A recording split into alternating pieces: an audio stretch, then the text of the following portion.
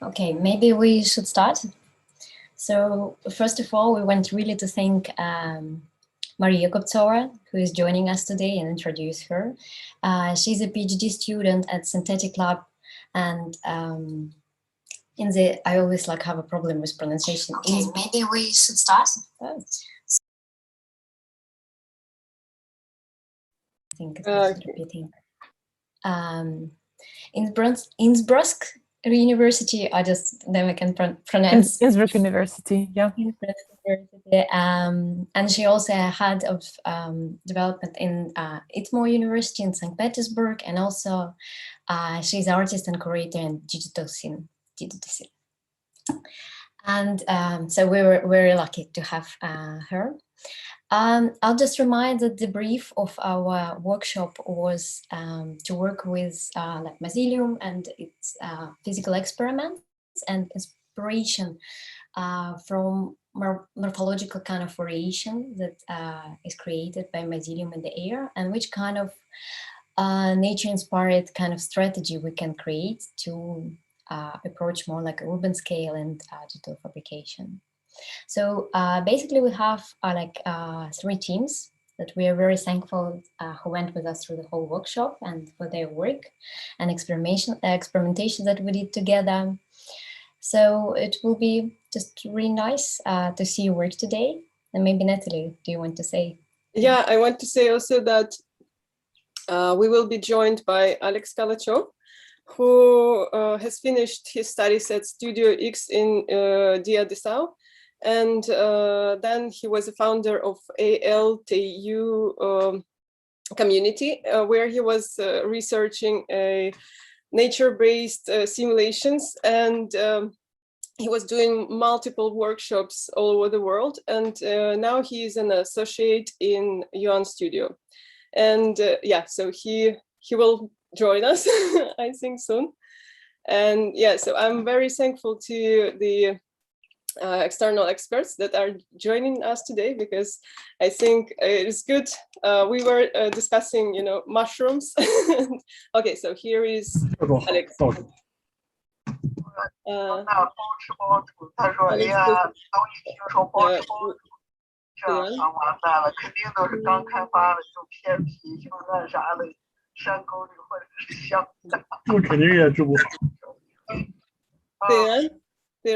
Here.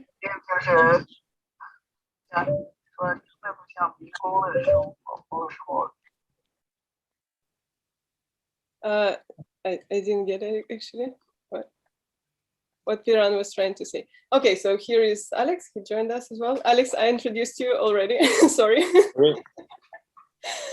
So yeah, I wanted to say, yeah, so to Alex as well, that we have 3 teams. So they were working on a bit different aspects of the project, and also that the district we were working on was the Moscow Business District, and we were trying to grow nature-based structures to change the space somehow, to make it more friendly or more natural, or I don't know, to solve different issues that were present on the territory. And so yeah, so the groups were working on different projects, and we were all inspired by mycelium and Katya's physical experiments. So yeah, I think we can start with the group's presentations, which I don't know, allow around 10-15 minutes for a group, and then the discussion.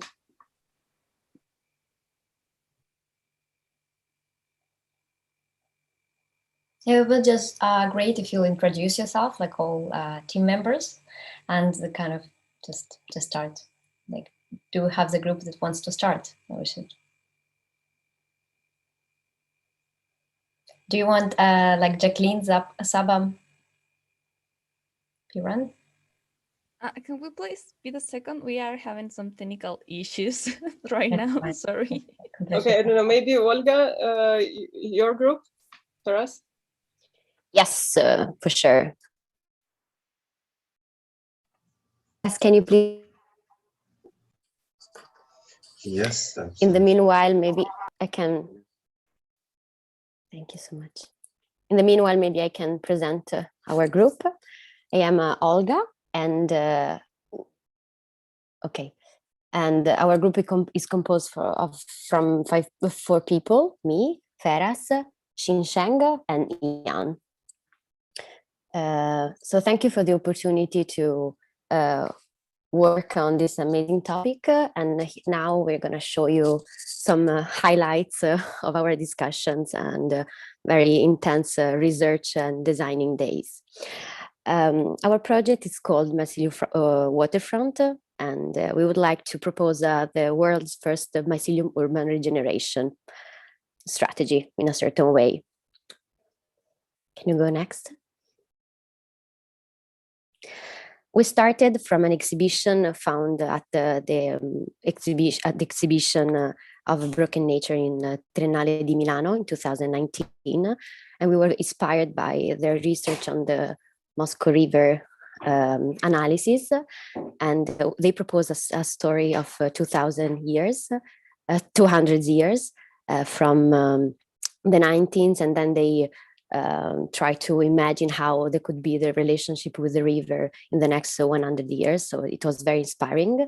And what we like is to position ourselves in this third era that we call the era of dreams, where people are actually able to reappropriate themselves of the river with artistic actions and enjoying a legal swim and something else. Moreover, can you go next, please? Moreover, we also saw the systematic and the project Meganon analysis, where they did this amazing urban analysis of the city of Moscow and how to regenerate also the river. And but they did this incredible, very numerical and let's say in a certain way artificial analysis, but we took inspiration from their examples, and we thought that maybe what we could do, it was more nature-based solutions that we would like to create a sort of mycelium infrastructure instead of metro lines or urbans and so on and so forth.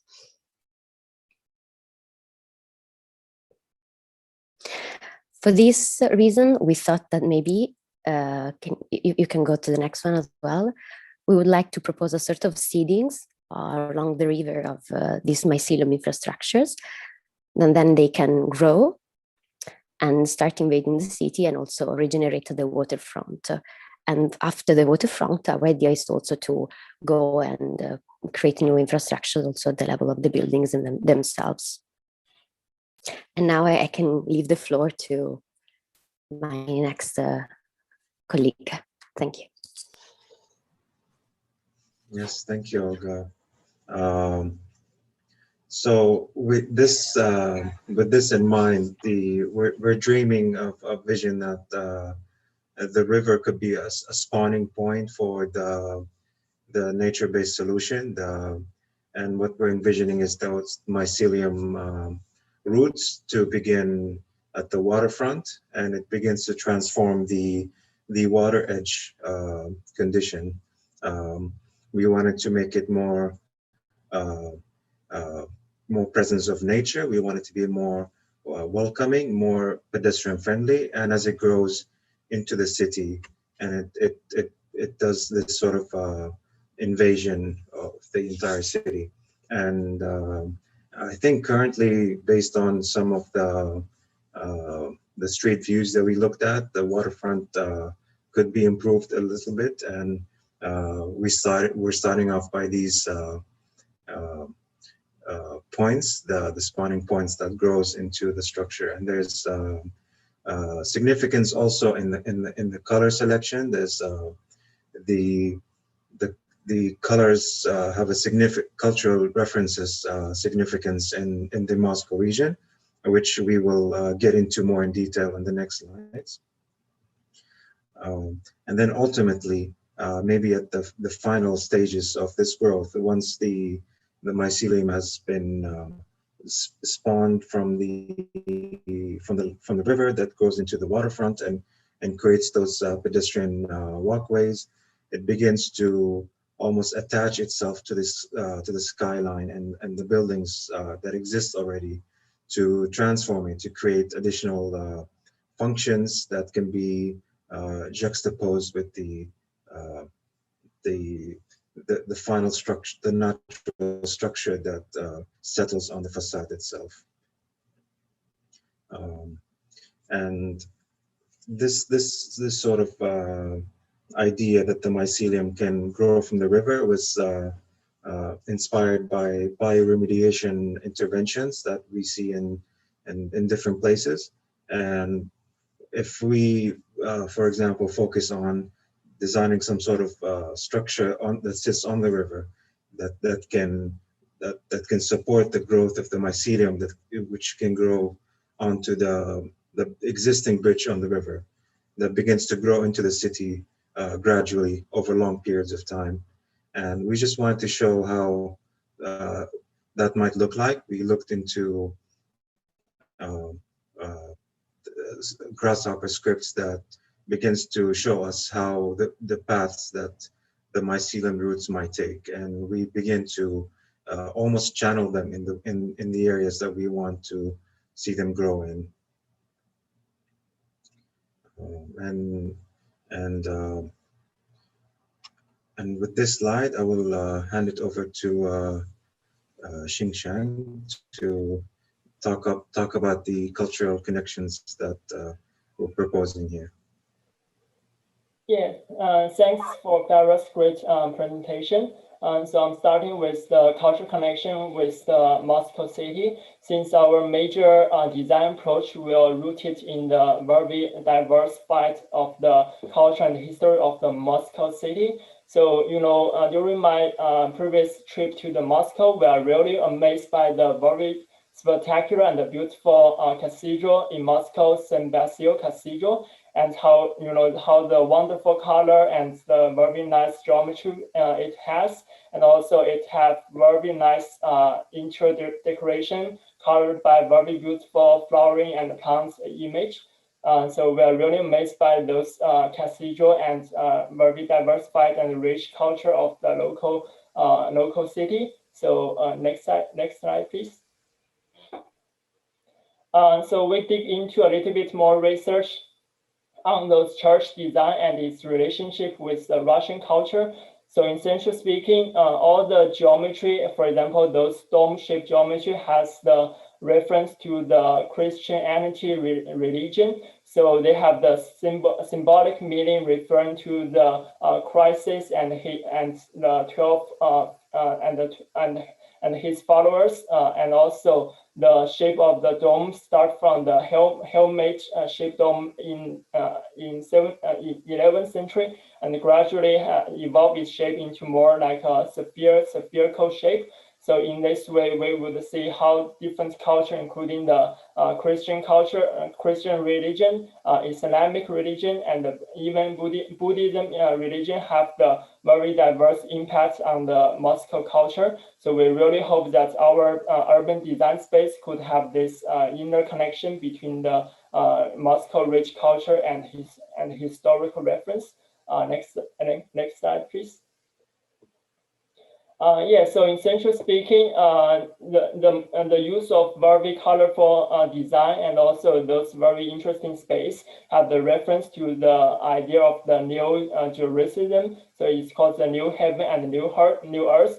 So essentially speaking, the people are envisioning like a very great place where is filled with bright color and golden sunlight, and it's more like a glory of the God, and the local people are blessed by the love of the God, so that people can live in a place which is free of sin and blended with wonder and spectacular nature. So we really hope that our design could have this kind of inner connection with the spiritual spiritual connection with the local city. So that's how we approach this project from the perspective of the culture. Next slide, please. Yeah, so essentially speaking, our connection with the culture and urban space from different perspectives. The first is by applying multiple and various colors to our building and geometry and structure to make a more vivid and vibrant urban space. And the second strategy is to inspire from the traditional pattern and geometry so that we can create a more interesting space, but also allow the local people to remind of their very interesting culture. So it's not something isolated from their country, from their history, but it has a really close connection with their homeland. And the third reference is for nature inspiration. So we see lots of inspiration from either mycelia or other plants and other animals and creatures. So we really hope our design can have, inner nature harmonic connection with those urban space. And the final one is for the religious and spiritual connection. So that in this urban space, we really hope that everyone can, enjoy their life and achieve their inner peace or inner happiness, and also, embrace their life and embrace any challenge they have during their lifetime. Here is a map diagram showing how the flow of the water and the transition of those mycelium bridge and walking pathway are gradually flowing from the opposite side of the river to those buildings and gradually flowing up. So we really hope that our design also have the sense of movement and dynamic and or even kinematic idea in this urban design space. Next slide, please. And we are also trying to discover a few other interpretation from the mycelium structure. So we try to use other idea, including the flocking behaviors on the facade of the building. So they use two methods. So one is from rotational movement, and the second is from magnetic fields. So we are trying to experiment on how those different factors influence our flocking behavior of those particles, and how can we use those behaviors generate more interesting geometry and architecture components. And also those shapes have really close connection with the nature. So that, for example, the first building image at the top has the reference of the plants and flowers. And the second architecture design has the relation with the snow mountain and iceberg, because we know Russia is a extremely cold country during the winter, and also it's very close to Arctic and other very cold regions. So this shape of the geometry has the kind of reference and inspiration from the iceberg and snow mountains. And on the other hand, those flowing patterns are also reference to the water flow and the river flow. So we really hope that our design have a really deep connection with the nature as well. So I'm going to switch the presentation to our next member, Evis, for her great design on the island design. Yeah, thanks. Yeah, here is our design of the island part over the river. We come up with two types of islands, and one of them is covered with the trees and some other landscapes, and the other one is covered with the mycelium, and it acts like a base platform where the mycelium grows up, and then it climb up to the pedestrian structure. And on the right side is our expectant rendering image, and it illustrates the final pictures we expected. We can see the island floats over the river, and there are many landscapes, and people can use this part as a open space for everyone. And you can also see some myceliums coming up from the river. Yeah, and the next slide, please.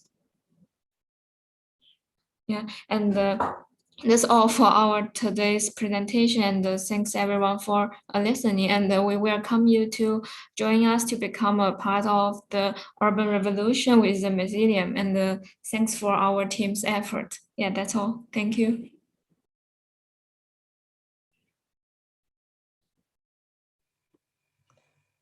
Thank you, guys. It looks extremely rich for for such a short workshop that we had just 5 days together.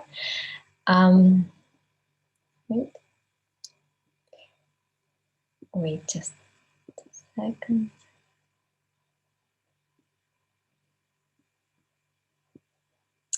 Yeah, probably I'll just start because there are multiple things. And for example, for us, like we completely didn't expect this response on our brief, but that's why we're so probably amazed. And I think to develop a work like this, it has to be like for very talented people. There are multiple things that I really like here. And for example, I really like your connection with water. And even like this small videos, that's like kind of you think how you actually like go deeper and how it can pump in the whole like system. But also like going back to our initial problems, it's like Moscow City is like a business district, and it's like extremely synthetic and extremely unlivable space to kind of bringing so much into it. It's of kind of won't be even like I think people won't be even able to recognize it. So first, connecting it to the water, that's great. Putting some infrastructure on the water, I think it's also a really strong ideas, also in general, like in terms of occupying water and providing this kind of natural resource for people. In terms of kind of geoaesthetics and bringing more like Russian kind of even Christian kind of core to it, this is the main kind of thing that's still we're processing with Natalie. And it's kind of very brave in terms of like aesthetics, brightness, kind of, and everything. It looks completely different from most of kind of simulation, computational design thing. I will personally go more into development of kind of granularity of it, because now it's a bit, it looks kind of maybe tough. I understand the limitation in terms of time, but even the idea with cells, different cells on the skyscrapers, kind of, it will be nice if it will have certain structure, that it's not just kind of a colorful bubble. What else? What else? Yeah, so kind of like going a little bit more, because bringing such a bright color also requires kind of some granularity in development. It's even hard sometimes to see the connection between mycelium and your kind of structures. And maybe the bridges kind of are quite active, like across the river, but if they will be a little bit more like maybe a scene a little bit more gentle, as mycelium usually works, because it builds its connection, and then thickness is kind of, but never goes so big. They're more or less relevant, like a more like kind of like more related to each other. So I'll just also try maybe to scale things a little bit down. But I really liked, I think it was in bright green, the one that went around skyscraper. This kind of was more like a granular and interesting structure. But going back to the main concept, like kind of working with the water and connecting all Moscow City, and think about how to improve the quality of water and how you use resource for like natural material and natural kind of system to go into skyscraper island. I really like it. Thank you, guys. If I can jump in. Yeah. Thank you very much for the presentation. It actually brought me a lot of thoughts, and I was quite amazed in the moment when you started to come to the looking into the Orthodox churches and thinking in a new type of religion with the mycelium. It brought me to my mind the statements of Slavoj Žižek. I think you all know Slavoj Žižek. He is a genius Slovakian of Slovenian. I always confuse if Žižek is Slovakian or Slovenian. So please correct me if someone remembers. So philosopher and thinkers. And he has an amazing video. Please watch it if you didn't. It's called Ecology versus Religion, or Ecology versus Ideology. I don't remember how exactly called, but something like that. And where he's discussing ecology as a new ideology, same as religion was this ideology, you know. And when he is discussing that we used to see ecology as something which is pure. Well, he's basically driving us to the thought that we are quite all familiar already now to dark ecology, you know, but he's like discussing that the ecology is something that we are idealizing, that we are looking that it will Slovenian, Natalie, thank you very much.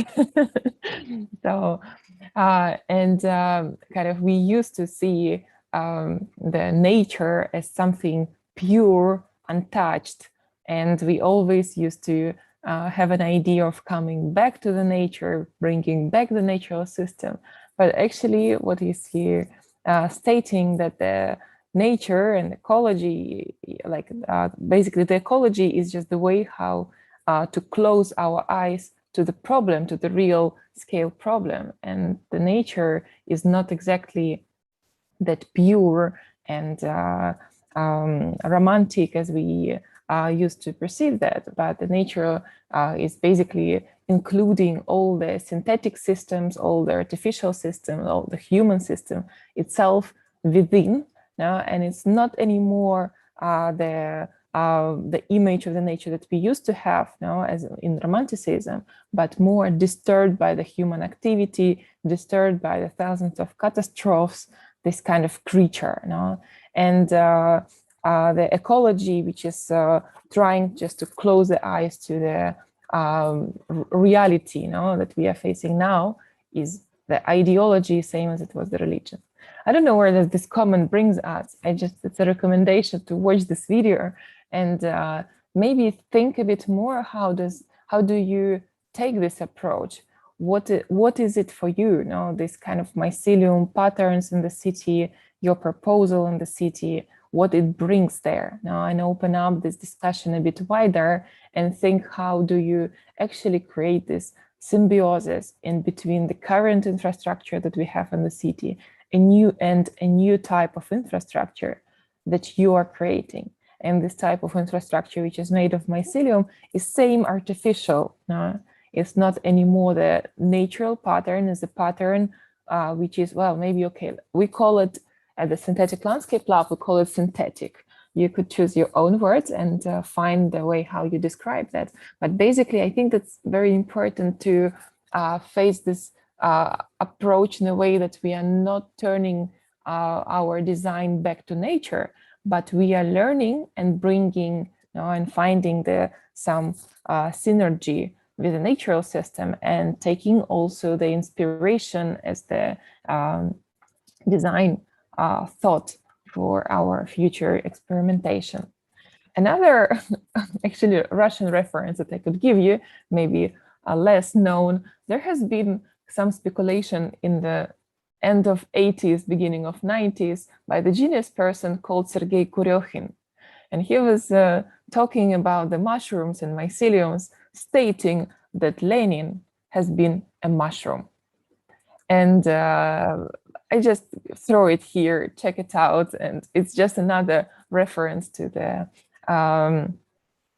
Russian history. And actually, he was stating that Mausoleum, which is located straight next to the cathedral that you were referring to, is a core, as kind of a core of this mushroom of mycelium spread, which is manipulated by Lenin. Of course, it's a speculation, but I think it's an important note for the Russian history. So, but in general, I would, coming back more to the design discussion, I would again suggest you to think how you also take this digital experimentation when you are running the simulation of the mycelium. What are you trying to achieve here? Are you trying to simulate the growth of mycelium? And then I don't really think that you're trying to understand how mycelium grows, because mycelium grows in a different scale, in a different resolution. But probably you are taking this approach as a design step for designing the this kind of infrastructure which is going through the city. And it's not the bad thing to do. It's just maybe the way how we talk about it. And but what does this simulation brings you? I think it's also another question to think about. I would suggest you to increase the resolution of your definition. If you would, for example, work with these algorithms further, and yeah, like kind of understand the materiality of the mycelium, maybe in a different scale, and find a better conversation of the scale of the biological matter with your digital experiment. So this is the comment for the maybe digital exploration. I think from my side, so far, maybe I had something else in mind, but while I was talking about Kurechin and Žižek, I just lost it. But thank you so much for the work. That's very inspiring. Do we still have time for my small critique? Yeah. Hey guys, thanks a lot for your work. I think it's as far as I understand, these are like your first steps in kind of a bit more computational design. Is that correct? Yeah, I guess the group was not really, didn't have much of experience yet. I think it's you know, I mean, all of us almost, I think all four of us who are like criticizing you right now, we stepped through these kind of experiments, and that at some point in time back in the days, maybe like 10, 15 years ago, we all did kind of similar experimentations, and it's quite refreshing to see something like that. My general concern that I can tell you from my sort of experience, and you know, the task of architects and designers is kind of to envision the systems in a way, and then try to bind those systems in a series of stories or one story, depending on what is the approach of your narrative, let's say. I think I totally agree with almost all the things that Maria said. You know, like it's extremely important to make sort of statements and then kind of establish a philosophic approach, maybe even political approach, that either criticize or kind of, or gives this kind of a boost or foster the notion of you know, experimentation or some kind of I think it's quite important for your project is to bring a bit more boldness into it, and you know, maybe downscale the size of things, because I think what happened with you is like it's really common mistake of Russian designers also. We're always trying to solve things on super grand scale, thinking that, you know, with this grand scale we will actually solve the issue, but you know, actually downscaling the whole thing, and then going for almost microscopic experiments, you know, trying to understand how the system works. What is it that we're talking about on the level of design? What is it that we're talking on the level of materiality? What is it that we're talking about when we're talking about analytics? Because Mycelium can be, it's really, really smart system that is actually, it's one of the largest systems. Like, you know, some people are saying that, you know, all the mushrooms in the world, they're sort of connected, and it's one living organism that is kind of aware locally and globally about existence of its parts and so on and so forth. So, you know, bringing this idea and kind of criticizing the way Moscow city is built, and then criticizing the political regime or political state at the same time while bringing some super cool ideas would be really, really nice achievement of yours, you know. And you shouldn't be shy to provoke those kind of discussions, because I think your tutors are quite fine with hearing some of this critique and actually seeing this narrative of yours. Yeah. I think what I really miss is that I'm not getting explanation of why Mycelium is growing the way it is, like why you decided to go for those kind of large pipes that are kind of binding together in a way that they almost look like they're done, or that they're 3D printed out of aluminium on the top of existing structure. If that's so, then I think in your presentation, or maybe in the later submission of this material, you need to kind of address what is it. What is the materiality? What is the level of things that you're referring to? Because, you know, I mean, at the moment I'm in Amsterdam, and right next door we actually have a project that deals with this particular thing. They're trying to see how they can create building blocks that are kind of done on the base of a recycled wood. So some of those kind of waste wood from construction sites, and then they're affecting it with a Mycelium, right? So it becomes quite porous. And then once Mycelium is dead, they're putting it in the oven, and then they're trying to build kind of similar to traditional Dutch farmhouses structures right next door. they don't look any kind of spectacular, or they don't look this kind of, you know, like if you would have a bunch of agents binding together, bundling and creating this kind of almost like a neural networks in between.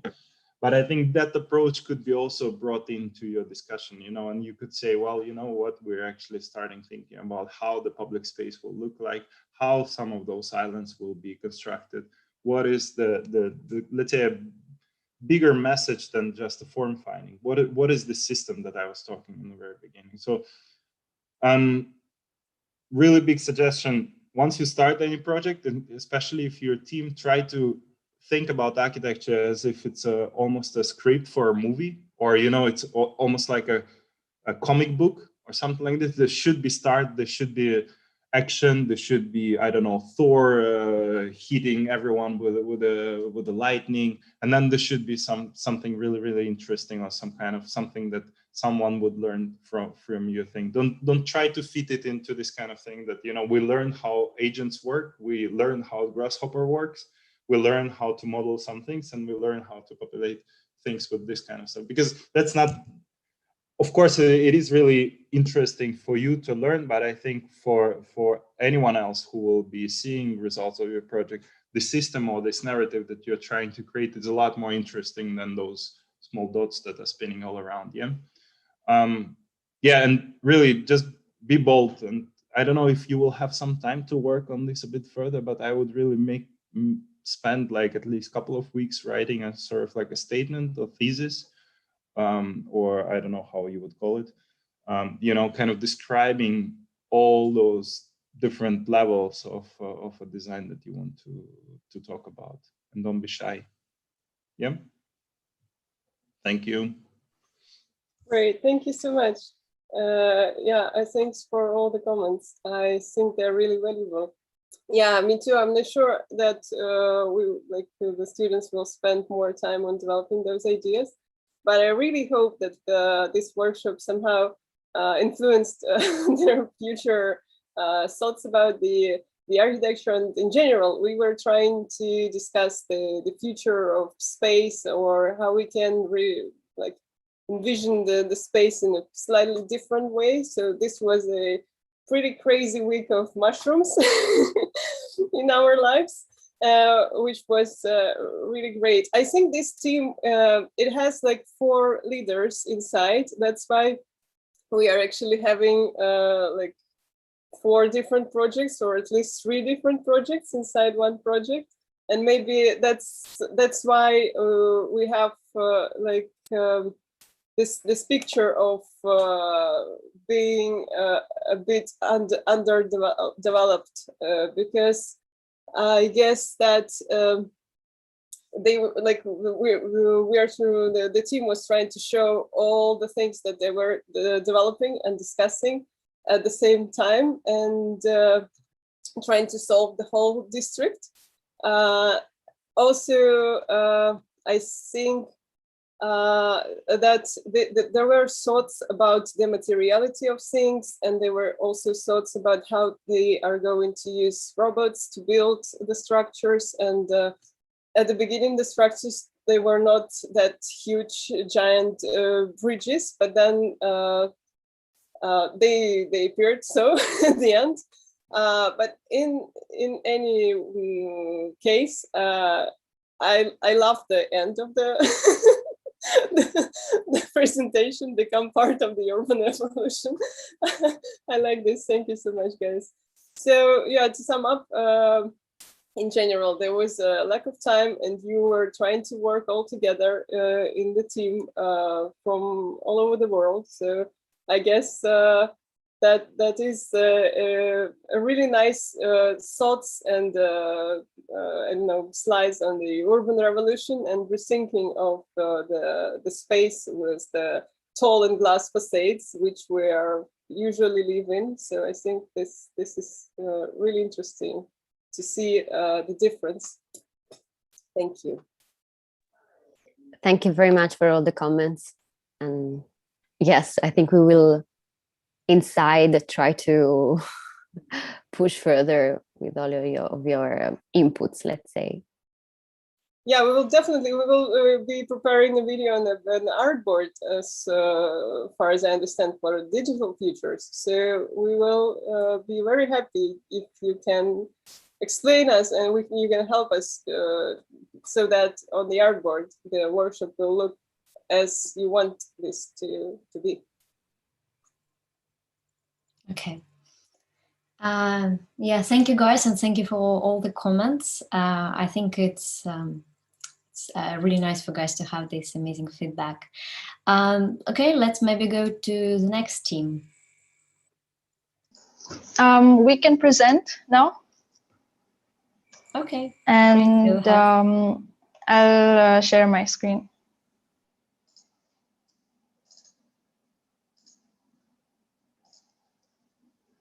Hello, so we are group number 2, and our project is titled Speculative Biourbanism at Moscow International Business Center.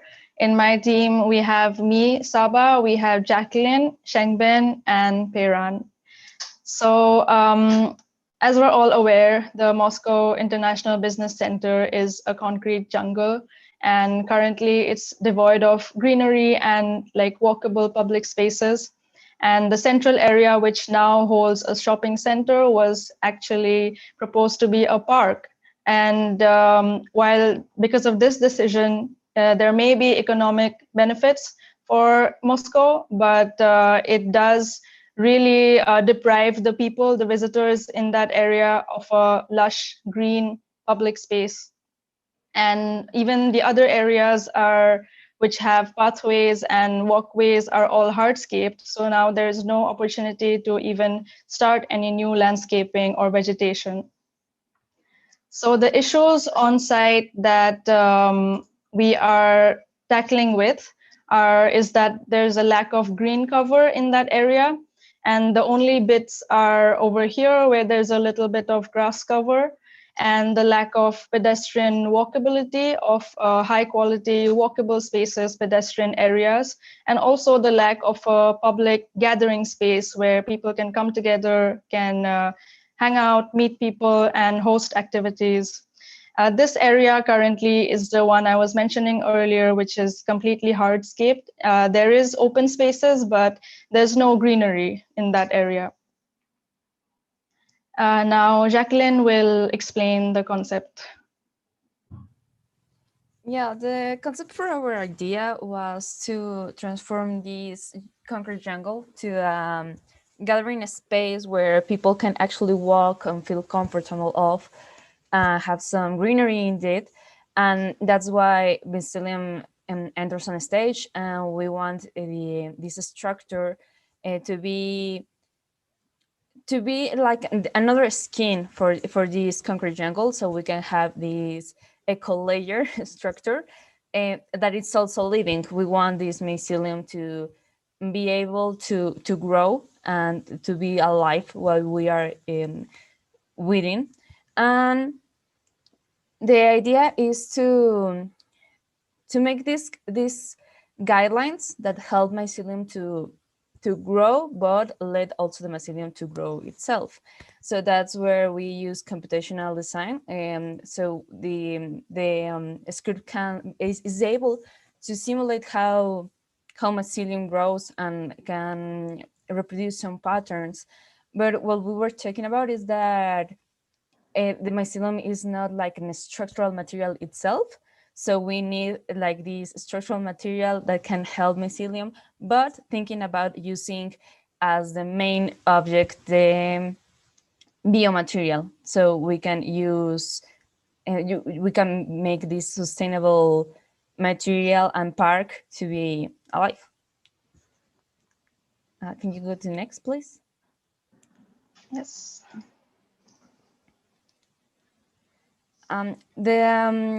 The structure that we are proposing is divided in stages. So the main stages will be using the rooftops of the low to medium levels of the buildings.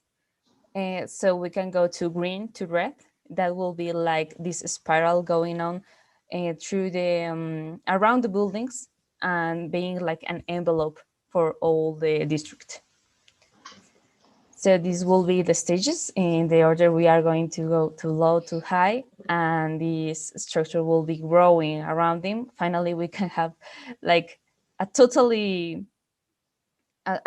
covered district, but it also may look like it's plain in these views, but it's actually like an stair level.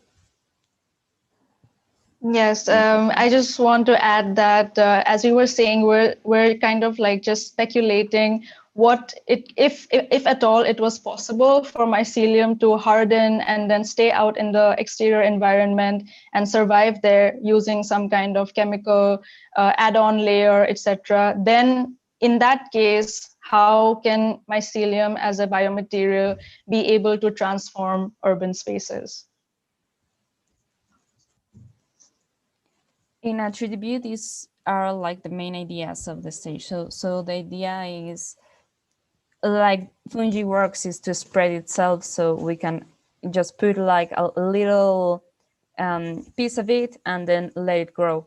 We are only like coordinating the way it grows, like in I don't know how to explain it, but it will be like we just put a guide and then mycelium do what it knows to do, growing. Yes, I hope it can be explained better through this diagram. So as Jacqueline was saying, we're only kind of guiding how the structure grows, but the actual growth happens by the mycelium itself. So let's say in the first step, we kind of put these organic ropes, which will be the substrate, and mix it with mycelium tissue. And then that will allow the mycelium growth to happen by itself. And slowly it will grow around the ropes, and it would strengthen, and it would harden, and it would densify. And then we could possibly even introduce platforms within, platforms that could support humans walking on them, through them. And again, in the third, in this picture, we can see how the mycelium it continues to grow, it continues to form layers over itself. Finally, it would harden and it would densify, and then that would be the outer structure.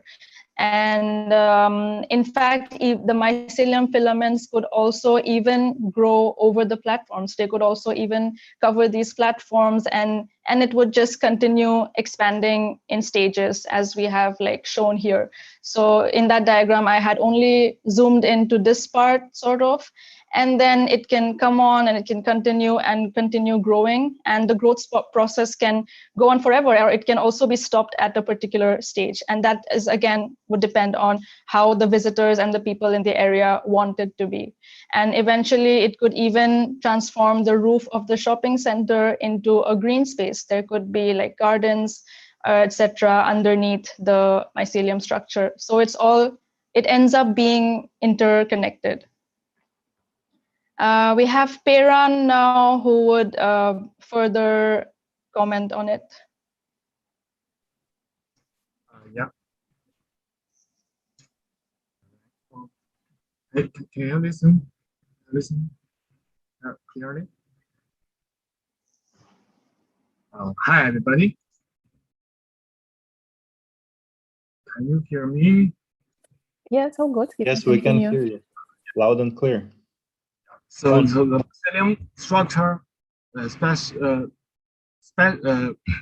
spatially branches out in stages. It will eventually cover the roof of the shopping center and connect the skyscrapers around it. The platforms become a new gathering spaces. Plants can grow on the roof of the shopping center as well as on the surface of the mycelium, as it is compatible with most land plants. So next, please.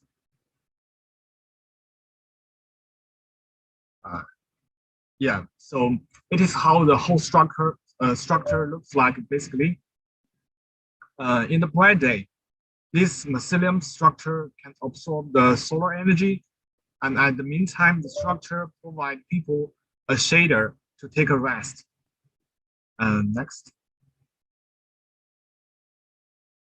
And at night, this structure begins to shining and provide the illumination in this business center, and also it creates a space that people can have a chat or get together or hold a party or shopping, etc. And we think that this practice can be a model to expand it to other cities, which are lack of those cities a lack of greenery or the public gathering spaces, and this is how we think about our project. Thanks. Yes. So like in these renders, we have not shown plants growing on the mycelium structure itself, but it is, of course, very possible for plants like creepers or ivy or smaller plants that could, which are symbiotic with the mycelium. So at night, with lighting, etc., we believe that this project could transform this urban area into a very interesting kind of public space. And as Ferran said, the best thing is that this strategy can be applied to any other concrete jungle as well. It does not need any construction, machinery, etc. It can grow completely by itself. Of course, I mean, it is, we're hypothetically assuming that it is possible for mycelium to survive outside. But yeah, that's all. Thank you. Thank you very much. Can I start on this one? Do you mind? I think you guys nailed it on some levels. On some other levels, I have some suggestions. I think it's pretty cool development. You know, when I was looking at this stuff, I had this thing that you actually made this narrative in a way, but I think you should have pronounced it a bit maybe more. Sorry, I have construction work happening right next door, therefore it's a bit loud.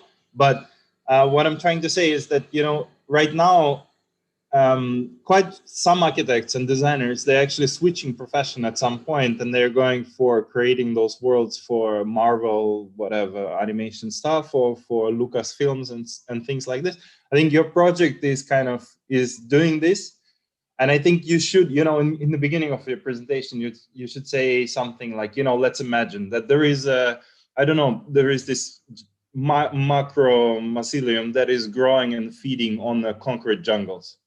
And then the world will never be the same. And somehow it started not in LA or New York, where all the disasters are happening recently, somehow in all the movies, but it happened in Moscow. And then, you know, and it does this, and it does that, and it does that. And then in the end of your presentation, what would be really cool, what would like really nail the story, we would say, well, how we can get over there. Look at the spaces that we're able to create. Look at the things that we're able to connect and transform.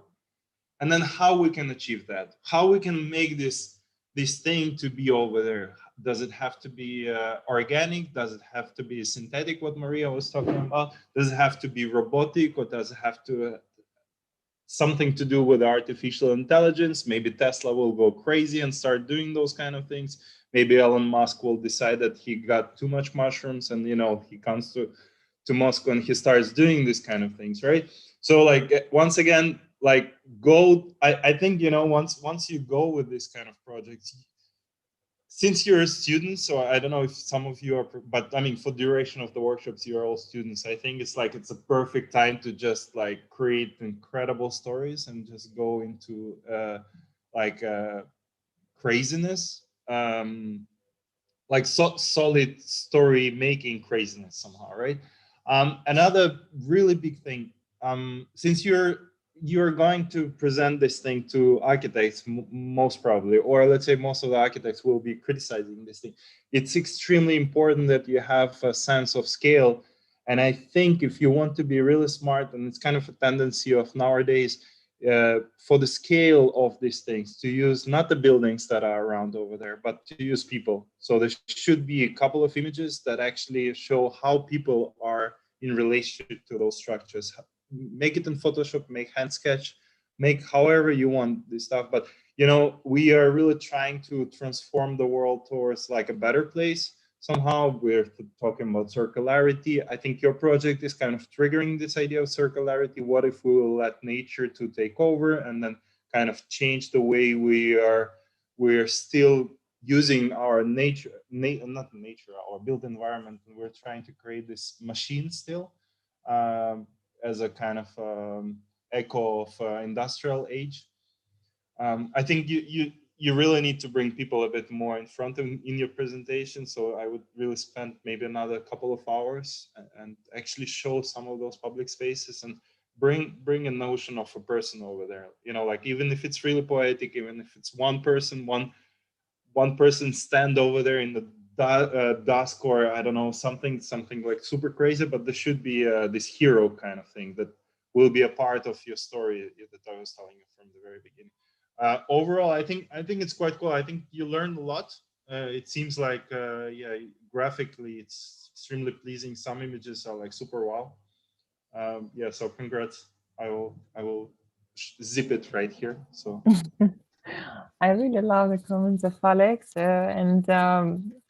so I subscribe to that. I think it's a great way to present your work, and it's really kind of helps me to a bit rethink your presentation now, this prism that Alex has introduced to us. So, and from my side, there are just a few recommendations in the future when you start working with these computational methods. Control the algorithm. I would suggest you to control the algorithm through the set of maybe catalogs when you're really understanding what is the difference from step A to step B. Understanding, for example, when you're documenting it, understanding the amount of the points that you're working with, amounts of iterations that you're working with. I don't know the insights, what you're working exactly, but basically I clearly understand the logic of the mathematical drawing that you are dealing with. But here is very important that you are not losing it and not letting it design whatever. So bring it like to your hands and think, how can you achieve what you want? Put the very clear parameters, very clear numbers, very clear aims, and then let the algorithm do what you want to do. And when you are describing this project, you are saying, well, we are not exactly the designing, we are just letting the mycelium grow over the threads. But is it not the designing? You are actually controlling fully the growth. Mycelium would never grow itself within this urban large infrastructure, because what you would need to provide a condition for the growth, a dark place. You would need to provide the nutrients, humidity, food. So there's so much of infrastructure for mycelium to grow, the kind of mycelium infrastructure. So, and you're actually thinking how you do it. Is it the thread? Is it the 3D printing scaffold? In which scale you are working? So you really need to understand your role in this designing, and yeah, again, control it and understand the scale. Also, Alex was referring maybe to the human scale. I would refer to the mycelium scale. There is another type of agency that you are dealing with in your designing. There's not only human, there is not only machinic agency, there's also biological agency that you are talking with. And is there any other creatures that you are provoking to appear in this scenario? Is there any relation with the infrastructure? Yes. Is there any relation with the environment that you are dealing with?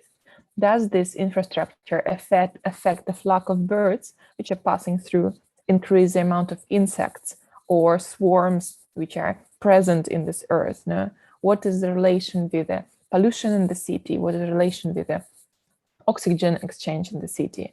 Now, what do we like? Who is eating these mushrooms? That if I'm imagining this kind of structure as a cyber garden, who is harvesting the fruits of the mycelium? If it's so. So I think there is a lot of scenarios, but all that comes for me to one point of the control of the algorithm and of your design process. And don't let it go. Don't let it design for yourself, because nobody will design for yourself. We are trying to hack AI right now very hardly, but no, it's not. It's not designing for ourselves. The mycelium, yes, it will partly co-design with us. And here is like I think we come to the very interesting conversation when the process of design, we have a different hierarchy rather than we have now where human is leading the design process. Can we think now that the natural environment itself and the mycelium structure, the intelligence of the biological matter that you're introducing are starting to co-design with us? But co-design, not let it go itself. Thank you very much for inspiring presentation and good luck for your future work. Thank you. Thank you, Maria and Alex, for commenting. And I really loved the idea of speculating about the future on the planet when mycelium takes it all. Let's imagine that, yeah, so it doesn't need all these conditions that Maria was stating. But yeah, in general, I think it is still possible with using the scaffolds or something like incubators. But then, yeah, it should be a developed structure. I also think that it's interesting how this project can be connected with the previous one about the water scape and the connection with water. Because I think this is really interesting how these projects, they're being so different, but they really complementing each other, and I love that. I think this is something that is really nice. Although the first one was working with the sensitive cultural approach as well, and here we were talking about only mycelium, but anyways, this one is also very colorful in the end. So maybe there is something about color in this workshop as well. And yeah, generally, thank you. It was a really interesting presentation. And this craziness of mycelium inside Moscow Business District is just amazing. How the space changed. Okay, I'm turning on. Okay, thank you guys. First of all, I'm really amazed by your progress over the like kind of one day. It's a lot of work that you produced, and it's the kind of a clear aesthetics that you developed based kind of initial algorithms that we provided. I really liked everybody comments, and I do think it's because we're kind of looking here into interspecies collaboration, and it's extremely important to look into human scale and mycelium scale. And it's really true what Masha said, that it's kind of building mycelium infrastructure.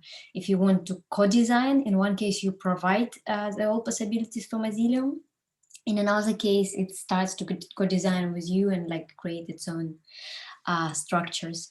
So I understand that it's a lack of time, but it would be great to kind of to look a little bit deeper in your like how your morphology is formed. Is it true? Is it like a robotic unit kind of fabrication, like weaving, pre-weaving for like mycelium? Even if it's just a schematical kind of just kind of building your logic, like step by step. Or if it's like human, but like also kind of your things now are the same thickness more or less. So I will kind of also look a little bit more maybe in diversity of like passes, that some of them thicker, some of them thinner, some of them major, depends on your like attractor points kind of food. So probably here is like platforms. So I think, yeah, in general, like design now is more developing the whole process from fabrication method to like what's your kind of goals and what's kind of your like which kind of participants you have. So building a mycelium infrastructure, but breaking it for like that it's an advantage for human, and breaking it in a different aspect. Also like in technical, how do you co-design and what's kind of involved there. So that will be great. So kind of just think a little bit more, because now even the aesthetic is nice. How do you enrich it in terms of diversity?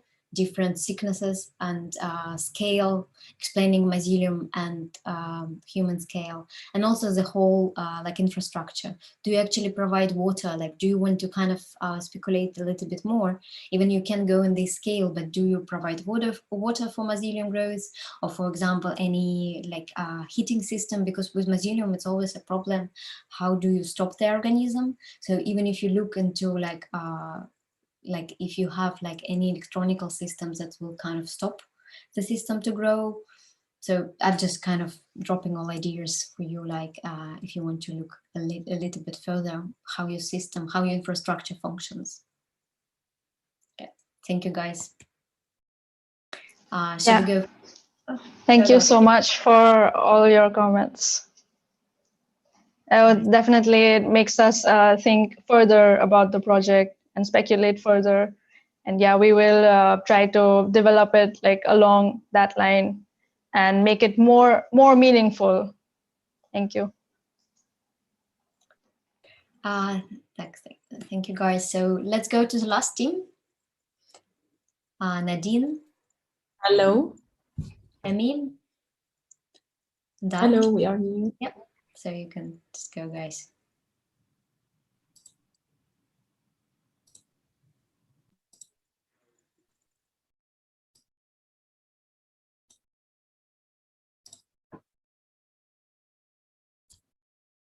Okay, hello everyone. My name is Nadine Tariq, and the team is composed of Dan and Ahmed and Amy and me. As you know, our project is in the Moscow International Business Center. So our presentation, we start first by doing site analysis until we go. We will go for on many steps. After that, we'll end by the design concept.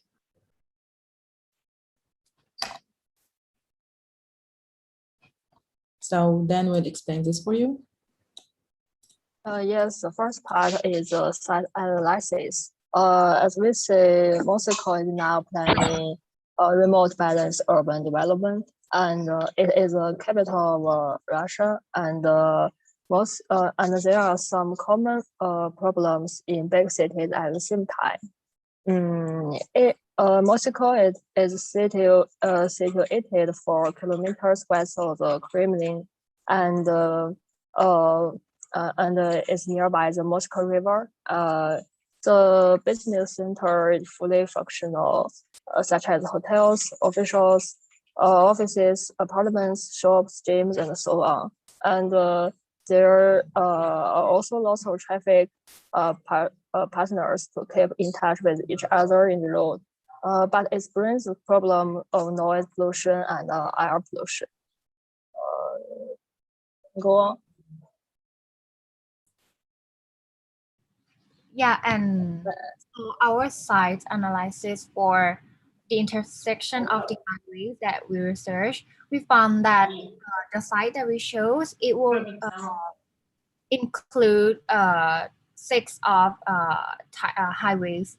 The first one is the Third Ring Road, and it intersect with many of highway and street in Moscow. Yes, so we can see that the impact of the traffic system on the noise in the business district, which can reach 50 to 60 decibels around the road. So we want to solve the problem of the noise pollution. Yes, we can go on. And there are also the business center also looks like a center, concrete forest. We can see there are no plants, no off-field plants, gas wall everywhere, and no rest place. And the design shape of a skyscraper affects when traffic circulation in the air. So we want to also solve the air pollution. Yeah. Then we decided to brainstorming our ideas. We see the the common ideas between us in order to solve the many constraints that we have here. We decided two main goals and how we will get inspired from mycelium, for example, and you will see this right now. And for us, our main goals is that we want to purify the air and to avoid noise. So we tried to search more about mycelium, and we know that it produces CO2. So we will integrate also plant in our design in order to purify the air, and we'll integrate a live mycelium in order to solve the problem of noise. So first we will get inspired by the mycelium growth in order to create the shape of our project. We inspired from the different networks, the void between these networks and the complexity of it. Then we try to search about the main characteristic of mycelium. It's biodegradable, water resistance, acoustic insulation, which is the most important thing, and it's one element that can with it we can integrate nature into the site. So we try to define our strategies that we want to create a structure that we can fill it with nutrient in order to grow the mycelium inside, and we will have some opening in order by the time to grow a mushroom and help people to interact with it and can harvesting mushroom in order to understand the importance of nature and biomaterials and create a different user and unique user experience. And we also create the strategy of mushroom fooding in the 1 year time frame. So as we provide 23 different types of mycelium inside the corridor structure, then we categorize each part of the corridor, which we fill the elements that include the mycelium inside the structure. And each part will fruit different types of mushroom in different time within a year. As you can see that, for example, in the first one on the November to February, we will it will produce the velvet shank or the enokitake, which is the species of edible mushroom and the oyster mushroom. And the other part, for example, like the part of July to September, it will produce so much mushroom, for example, like the white mushroom that prefer moderately warm and humidity in the range from July to September, and the warm summer and moderate rain. And these all types of mushroom can grow very well in this range of the months. Yes.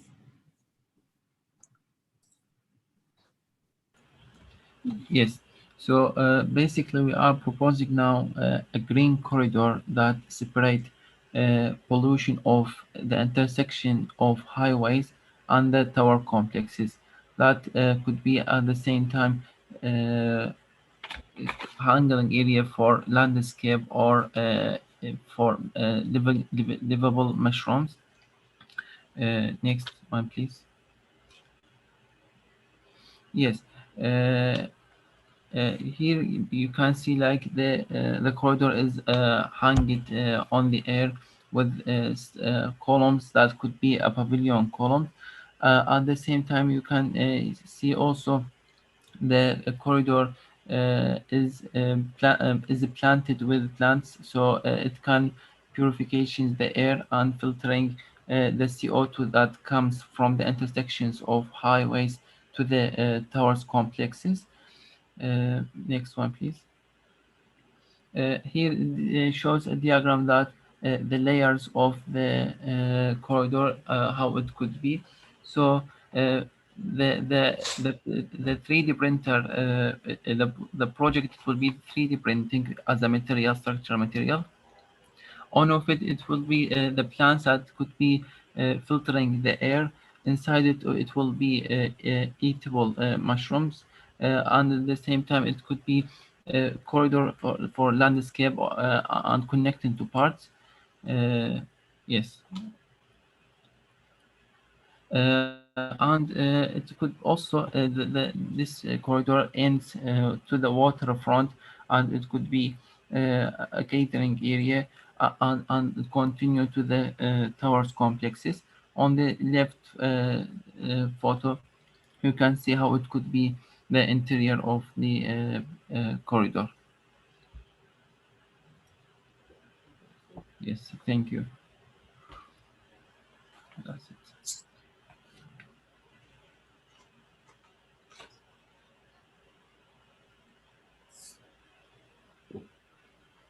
Okay, thank you guys for your presentation. It's also quite a lot of progress compared to the last time we talked. First of all, I like that you went kind of further with the material system and you created kind of like a logic for it. My question would be, in terms of like, does it have to be like more just a kind of a thin wall, or it could be something much more diverse in a variety of thicknesses? Because now it looks like it's kind of equal everywhere structurally. And I think it can create like a more kind of much more interesting like morphology in terms of like thickness. Also, where it's thicker spots, it will produce you more like if you want eatable mushrooms compared to when it's thin.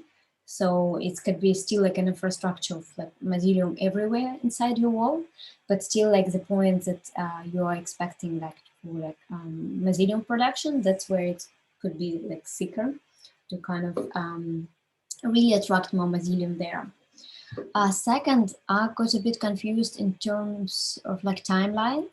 How are you going to produce like mushrooms during the winter time? Do you have like a whole covered kind of spaces where it's constantly kind of warm? Because mainly the season will be, let's say you can start from May till the end, like September, but then it will be like, it's going to be -25. It's Russia. So in this case, if you have a closed units, you just, maybe it will be good to have a diagram to show here is that we have closed, like covered units that provides it all year like round. And here we have kind of different units. Also, because not all types of mycelium kind of live good together. So you will need to separate, maybe here we have, in this unit, we have those guys or in those panels, and there we have other guys. But at the same time, as bigger your network, as kind of better for mycelium. Yeah, in terms of also visualization, I know this is the last one, like kind of a bit nicer, but as I won't show like the ones that just mesh. As minimum, you can do like, I don't know, shaded view, like something that's a little bit more more finished. And also like the kind of the whole system, I like the idea of kind of like protecting Moscow city from noise pollution. But I also will go a little bit, maybe, yes, this is the main wall and maybe it's important kind of like the coverage. It's a little bit more kind of dense, maybe, or like your cells kind of smaller there just to create more material, or like even more like kind of a wall. Because, and then from the other side, from Moscow city or towards the water, it's very kind of, there are a lot of openings. It's a porosity kind of level is very different, because for now on the big scale, it looks like all the same. It's kind of these egg looking units and they like have big openings, but there are no variety and the kind of diversity that's, for example, on one side it's different than on another, because you don't protect from both sides from those. So I will kind of just try to kind of develop a little bit further, because now it just like looks like a little bit of mass production, and without even you say it like on these diagrams that you're showing now, but on the like bigger scale, you don't show this like variable thickness, or like, for example, like thicker wall where you like architect from nurse. So kind of different sides, there is like a variation, and it's also will create your morphology that will be attractive for people like to go in, kind of to be inside. And also if you will create covered units, it could be good, like if you can provide like mushrooms in winter, if you like, if your goal food and kind of growing food inside the city and doing it, you know, sustainable. So it's kind of interesting. Thank you, guys. I think that this seasonal diagram is quite an interesting thing to focus and discover. And it brings me to the thought and idea, how do we actually approach this type of the construction? I see that all groups kind of using this mycelium as an idea for the food production, right? That's, I don't know, was it the topic or yeah, well, at least second and the third group. First one maybe more as an abstract idea of the, yeah, like infrastructure of the garden. So yeah, because there's why I'm saying that, because there's so many ways to approach this type of structure, because you're actually dealing with quite a genius creature. The mycelium is capable to decompose the plastics even. It's capable to extract the pollution from the ground soil.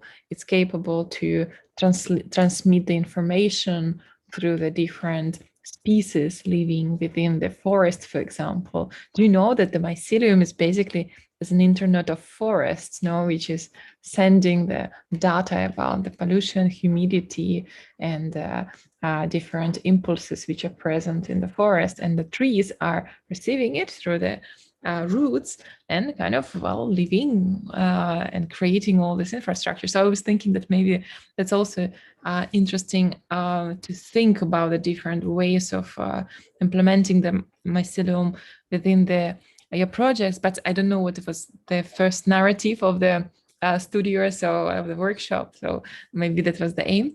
And but I just want to come back to the diagram that you have, which is the seasonal diagram. If you can open it, it would be great. And yeah, the seasonal diagram that you had of the mushrooms. And that's great to think that we are changing the state of this type of the construction from the 1 month to another one. And it brings me to the thought, but do we actually need to have it a full year functioning?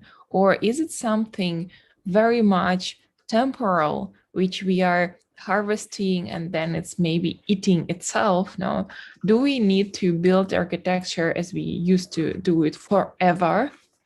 Well, it's not really forever, but we used to build this kind of heavy infrastructures to kind of leave a mark on the planet. Now, can we build more temporal structures within the city made of this mycelium patterns, which is growing, giving different type of the fruits, etc., and then getting kind of dissolved? Do you, like, by proposing this amount of the mushrooms in the structure, do you start to think what is the symbiosis of these different mushroom types and how do they live together? Are they present in the current environment? Are we looking in the current types of mushrooms in order to provoke its growth, or we are kind of invading the current ecosystem with the alien mushrooms, which are coming from other parts of the planet? How would the local mushroom feel like? Because basically, I think you could also look into the many reference projects where by bringing a different type of the nature within the region, we might destroy and lose the variety and of the current ecosystem. So I think that is also, like, when I really like that you went kind of into the more looking to the different species, thinking like what is happening. I don't know how the little doggy relates to this type of mushrooms, and why lady is doing the specific things next to the one mushroom or another one. Maybe there's also some reason, but I think that maybe this is the start of precisioncy that I would suggest you to work when you're thinking on architecture, from at least from this scale, but maybe even going closer, going to the mycelium cut and studying it with a microscope and thinking what is the property of the root, no? And how does the symbiosis of the oyster mushroom is dealing with the champignons, no? And or dealing with Ryadovki mushroom, no? What is the infrastructure that they are building together? And this is the approach. But when you are kind of, I think that you're over jumping then to the scale, which is of this large megastructure, which is, I'm not saying necessary kind of a mistake, but it's quite blind. And I think that you should release in the comment of Alex for the first group. And maybe all groups should kind of underline that, because I think this is the approach that we need to kind of have to architecture. How do we really understand the materiality of the architecture that we are doing? How do we understand the processes? How do we understand that the wall is not just a flat surface, but it's an exchange of the material, particles, temperatures, CO2, O2, etc.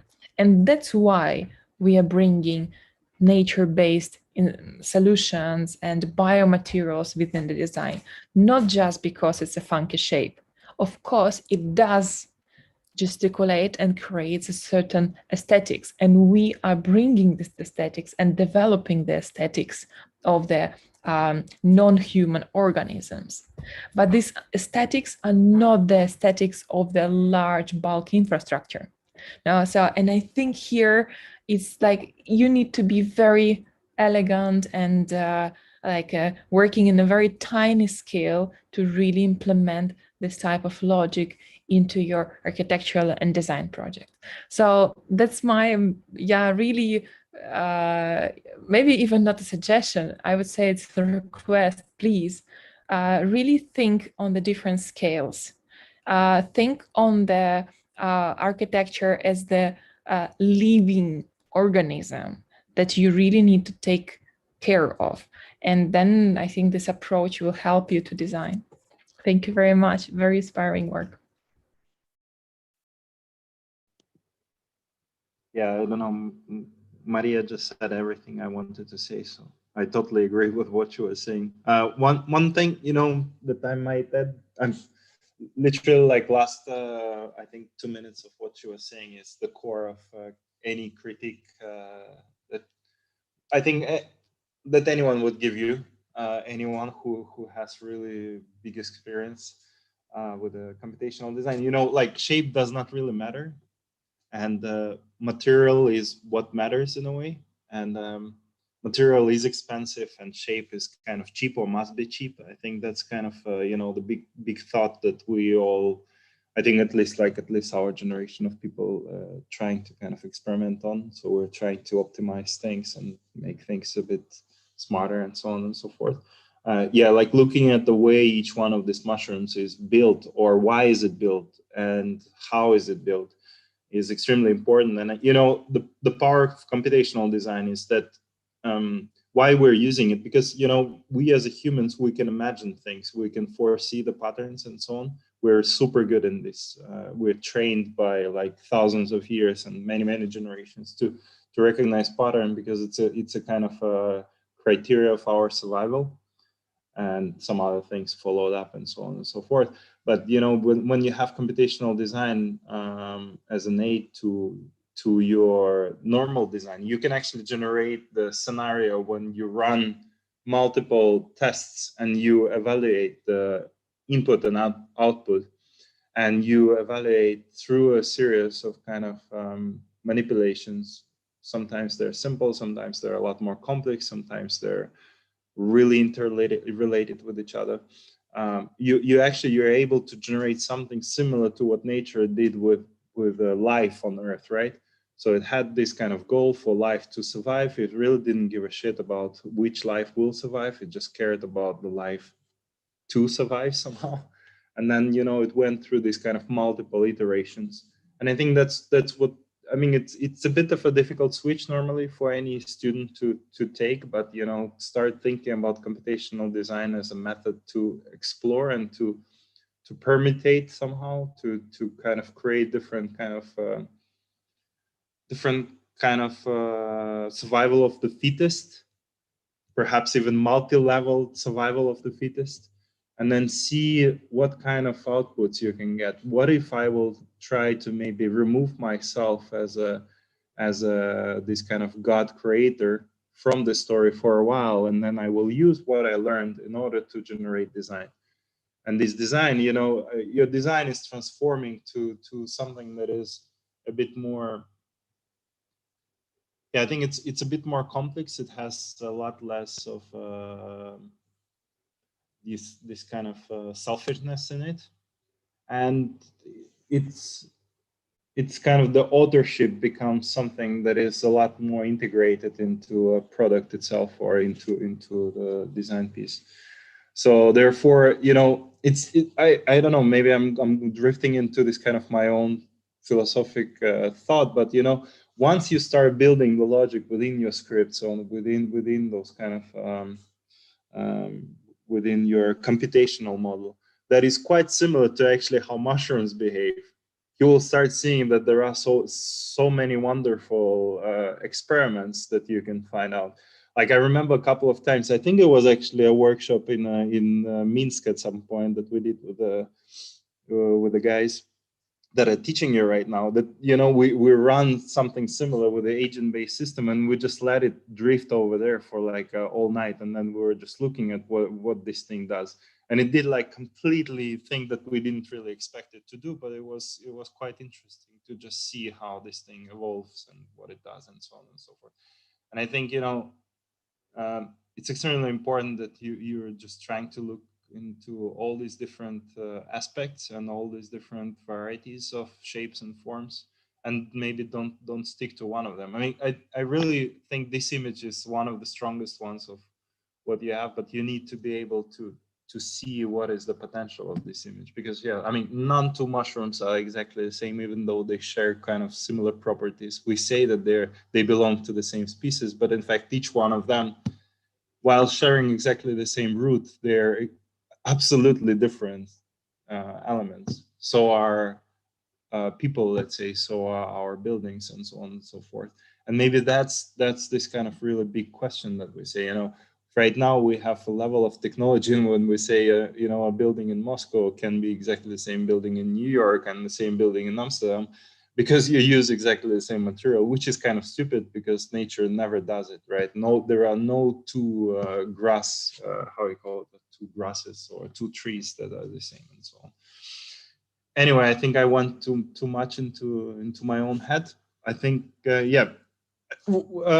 As a general critic, I think, you know, what would be really cool if you guys can form like one big group, maybe talk after this workshop with each other, and actually, because, you know, each group has really kind of, it has something to add to another group. And I think if you will just merge something into this one thesis or one kind of statement that you learned after this one week workshop, that would be super fantastic. Yeah. Anyway, thank you so much. Thank you. Yeah, no, Alex, I think it's okay. You were just opening up the questions that we were actually discussing during the workshop as well, and Maria, so also, like, it is really interesting discussion in general, and so I think that to coming back to the project. I really loved that project as well, like because the discussion and the presentation and the logic is smooth, and I, as an urban planner, I really like that you are attaching to the real problems on site. You had this, let's say, analysis of the problem, and then you are dealing with it in this really unusual way,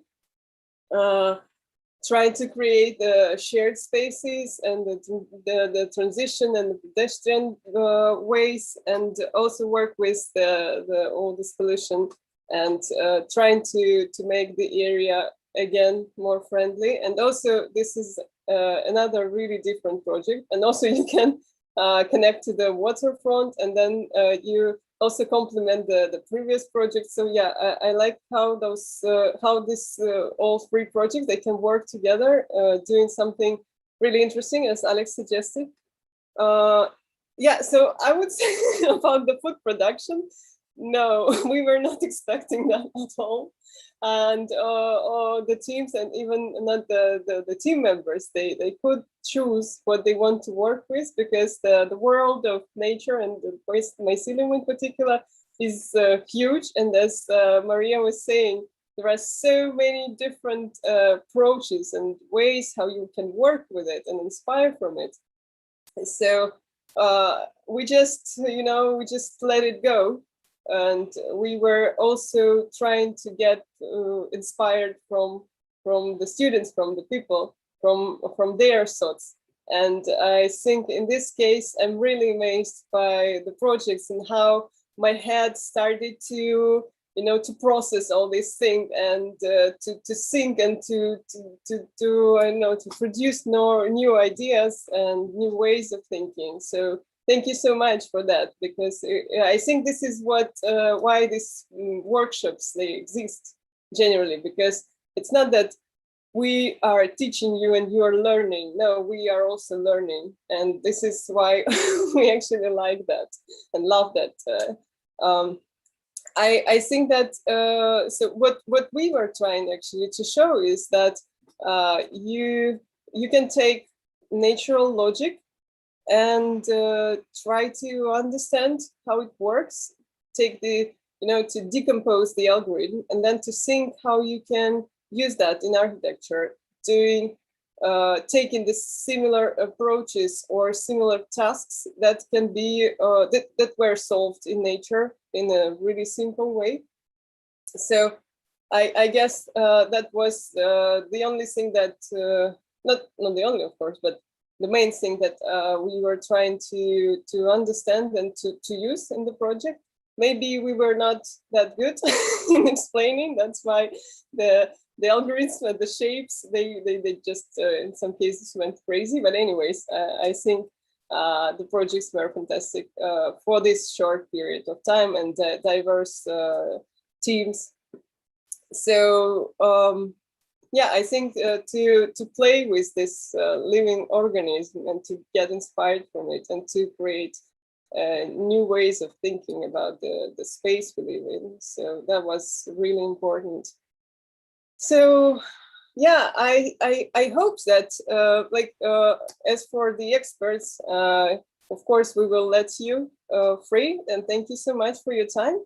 But as for everyone else, so we still have time. We have 1 more hour, so we can stay here and do a little party and discuss the project. So feel free to stay. I don't know if anyone else has something to say. Yeah, I also wanted really to thank Alexandra and Maria that you joined us today. It was like extremely valuable comments, I think, for guys and also like for us. Because workshop really spinned from, like, in one case us sharing our research, and the guys took it in completely like a different direction. And also what Maria was saying about like food production, we kind of really laid down everything what's possible, and everything what's like, there is like a material research, there is a computational research, and that's kind of, you can do it. And they were taking kind of their own aspects, kind of what they're going to play. But I think it's really good kind of that guys now can take all those comments and have more like probably 1 more day, or like if they want to work further on it, like to kind of keep developing, or like wrap it up kind of in a more like clear, better way. So thank you so much. Thanks for inviting us. It has been a great pleasure. Alex, it has been great also talking to you. We always connect in some creeds. We see each other we even been in Venice Biennale, probably in the same spot, seeing next, like looking next to each other, but we never met in person. But we always everywhere connected, thanks to Neil Leach. So thanks. Thank you, guys. Yeah. Thank you guys for having us. I think soon when the COVID will be over, maybe we should meet for some proper event somewhere. I hope not in Moscow City, but elsewhere. True. Really true. Come to Amsterdam. We can explore some mushrooms. Yeah, you have them behind you. Yeah. Okay. Yeah. We talk soon. Let's keep in contact. Good luck, guys, with your next steps. Looking forward to how you're going to be implementing this in your career. See you all around. Bye-bye. Bye-bye. Thank you so much. Bye. Yeah, so please switch on and talk to us if you want, or if you're super tired, get and go to sleep, but I'm hoping you are not. It's quite 5 AM here, so. 5 AM? Yeah. Wow. I'm literally in the other side of the world that you are. Yeah, we actually, we were trying to find a time suitable for all over the world, but this is kind of impossible. And yeah, I think today we are starting early because Katya actually is having an exhibition, and she was mounting the mushrooms in the museum yesterday. So yeah, soon she will go and present the new research, I think, to the museum visitors. Yeah, I was just yesterday was quite hot in terms of installation, everything, and like complexity of things that was happening. But somebody just texted me that it's still there because I was really afraid it will go down during the night. So, but it's really nice. Yeah, I was just thinking about all kind of your projects, and I'm just thinking like how to wrap it up kind of in the best way to kind of pull everything together. Because in one case, Natalie and I, we need to submit everything about the workshop on Monday, like probably 4 p.m. But like, so by Monday morning, so let's say 9 a.m. Like, or 10, no, 9 a.m. European time, that's we can use like everything what will be on the Google Drive, we'll be using like to kind of combine together. So you have like, if you want to keep working like today and tomorrow for it. I think like, of course, like based on the comments, it will be just great if like, of course, it's hard to take everything, you need much more time, but like if you can take some things kind of from it. Maybe even like small things as polishing, for example, like as a group with a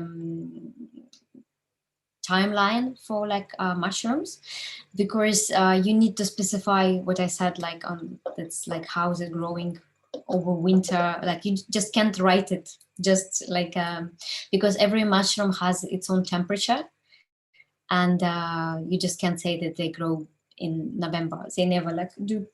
So kind of it will be like good kind of to clean off things like this.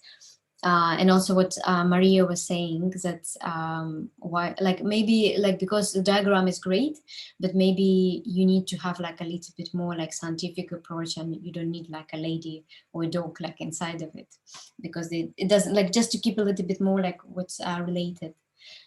For Piran, Saba, and Jacqueline, it's also because you have like a great material, you really like kind of impressed me with like amount of work and kind of how you went with the development of it. So maybe explain more, where is your food, where is your platforms, kind of like just kind of build your strategy. I'm not sure like you can edit more like visualization, but I will try to go a little bit more like a variety of sickness and stuff, but it's like up to you. I will spend more time on developing like the strategy. And sorry, I hope I don't repeat myself, because it's more like not like feedback. It's more like kind of which kind of steps we can do it to like kind of wrap it up. I think, and also the first team who presented, I mean, you're a hard one in a good way, just because you're like, as it was before, your like ideas are very strong, and I'm not sure they fully kind of came like together. So maybe what I said like before, I really liked your small diagram about how kind of you build the structure and then you get like kind of mycelium. So maybe explain a little bit more, how are you connected with the waterfront, because the idea is brilliant itself. So are you like still pumping for like mushrooms, or like for like cooling the system, but just connected maybe even on a diagrammatic level for like with water. Also, like in terms of like those platforms that's like circles on the water, maybe they could be like a little bit more related, like in like more like where is this design is coming from, why is it just circles kind of, maybe if it's the best they like could be like this, but maybe there is like a logic, what's kind of a floating platform, or like is it like floating platforms from mycelium, or they like from smaller units to kind of float on the water. But just there is like kind of ideas are there, but it just I don't want to say like rude, but like maybe they're a little bit tough, like too rigid kind of in terms of how they made, and what everybody said, kind of even going down in terms of scale, because the bridge infrastructure looks like a Moscow city. It's so rigid and so tough that kind of there is no like flexibility in system, no like living kind of thing.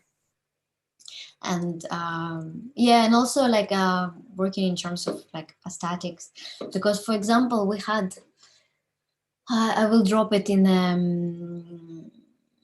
a Telegram, but like we had like a set of images, because when I was developing a project based on Symptom, or based on Moscow city, we also didn't have enough time for aesthetics and for like kind of building like rendering. So we didn't have even design. We built like kind of a concept about the software that can help us to redesign Moscow city.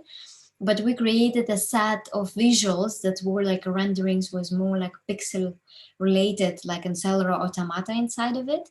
And I think it's still visualized kind of. So if you want to use Russian code, just bring kind of a little bit more granularity in it, because now it's just like pink and green tiles. I'm not sure they kind of correlate with the Russian code in particular. And also, like the cell ideas that you had before, I thought it was much more interesting, and I was just kind of the sketches were much more sensitive. That now we have like pink and yellow kind of bubbles on the facade. So maybe it could be a structure that you can still popularize in the same way, but still like kind of a structure. Which kind of bubble, how does it function? Kind of you need to develop this bubble, which kind of form it has, assign its functions like you talked before, and also which kind of like structure, space, functions, and aesthetics kind of like in those like three elements, because now it's just a colorful bubble on the facade. I'm not sure you have time for everything, but kind of I'm just. Yeah, we can use even drawing sketches, Fian, to show up this idea. I think because they are explaining a lot about the final rendering with the bubbles. But I want to actually hear your feedback, and you're switching off the mics and the cameras, and we are talking, and this is not how the party works.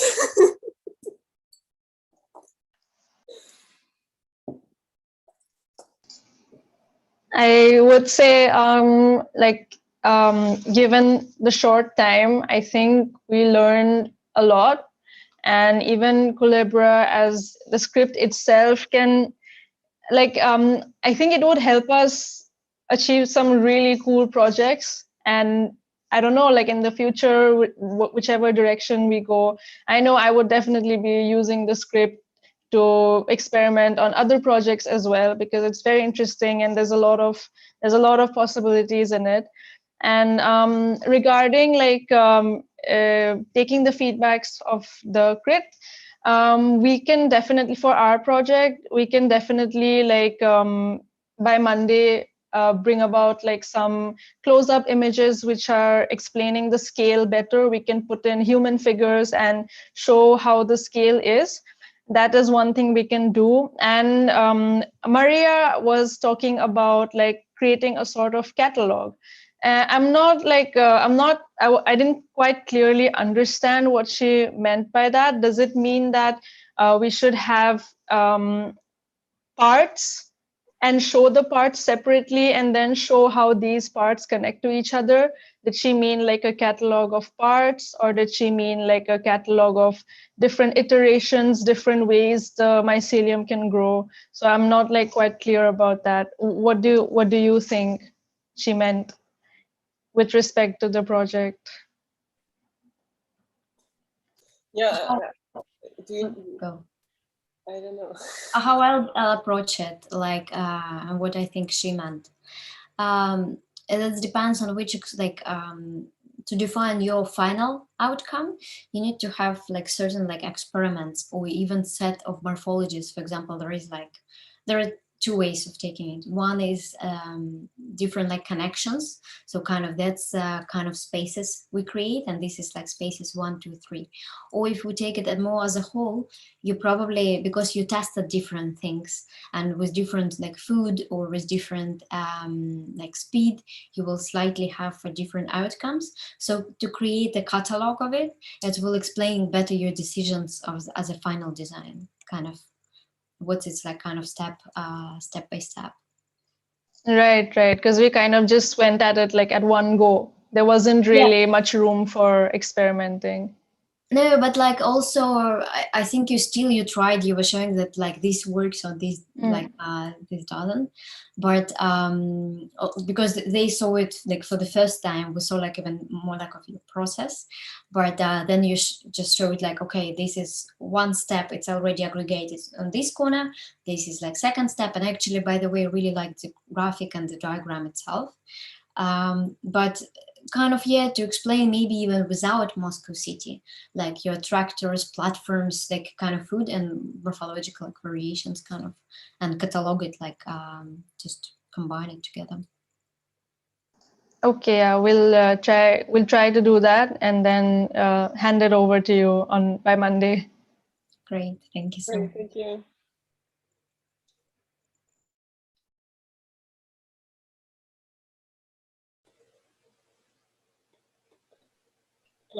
Sorry, can I just ask one question? Maybe it's less relevant to the mycelium topic. So because in this workshop is really different from what I learned in university. Since most professors will mainly taking like a architecture studio course, which is very traditional. But this course is really pioneering and study and looking at very micro structure and creatures. So both structure in structure, you both study graduate from London Architecture Association School.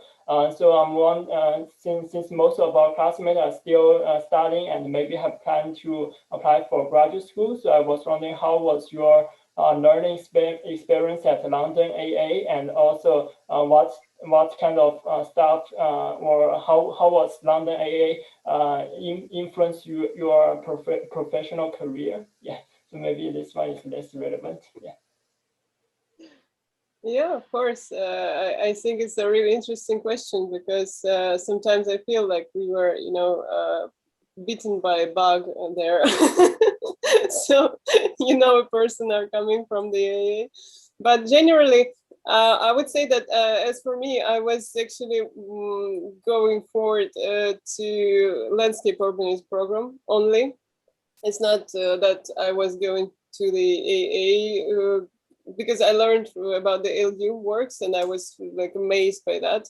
And I wanted to go there. And then when I got to the AA, I understood that this is the community they are trying to build, and the approach where there is no hierarchy between the student and the staff member and the teacher. So it's like the one organism where we are all trying to understand what is architecture, what could be the future of architecture, and how we can speculate or we can think. And there are so many different studios and so many different programs. They are just, you know, in so different fields of architecture. So you can actually find whatever you're looking for, the topic that you're looking for. And the other thing that was really interesting for me is that, for example, I was going to the landscape urbanism.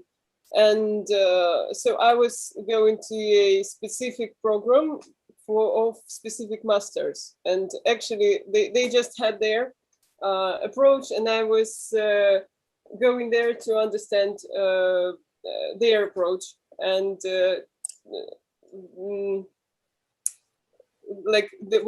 when I caught the basis, then I could develop it further, and then the program develops as well along with the students' development. So they also take the best what can complement the program, and then develop the program each year. But this is how AA works, I think, is that it has this masters and the studio masters, and you are going to learn the master, how he sees architecture, for example, or a specific topic of architecture.